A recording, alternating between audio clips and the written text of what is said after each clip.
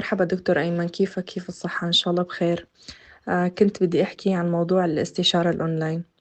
الصراحة أنا كانت أول استشارة أونلاين، أنا كمان بعملها مع دكتور من بعيد، والصراحة كانت من أفضل التجارب اللي أنا جربتها، واستفدت كتير من الاستشارة. صحيح هي كانت عن بعد، بس المعلومات اللي عطيتني إياها والإرشادات وطرق العلاج الموجودة كتير فادتني. وصراحة بقولك لولاك يعني ما كنت رح أقدر أعرف بموضوع الإبر، لأنه قلتلك أنا صار لي سنتين يعني كنت بعاني، والدكاترة هون شخصوني بأكزيما.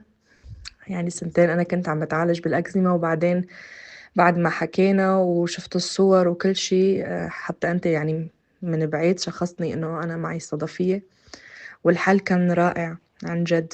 يعني بدعي كل يوم إنه الله يوفقك وينولك اللي بالك إن شاء الله، لأنه حليت لي مشكلة حياتي. فأي حدا يعني بده ياخد استشارة أونلاين وخاصة من عند الدكتور أيمن، يعني بنصحه وبشدة، لأنه عن جد رح يستفيد. وأسعدتني كتير لأنه مو حيلا الدكتور بيهتم كيف المريض بده يأمن الدواء، خاصة لما عرفت إنه دواء عندي هون بمبلغ هائل كتير، وقلت لك إنه رح أجي على مصر إذا ما قدرت أخذ الإبر هون لأنه مبلغها كتير عالي. حتى أنت يعني وقفت جنبي وقلت لي إنه إذا جيتي على مصر أنا في يعني ناس بحكي معهم مشان يأمنون لك الدواء وكل شي.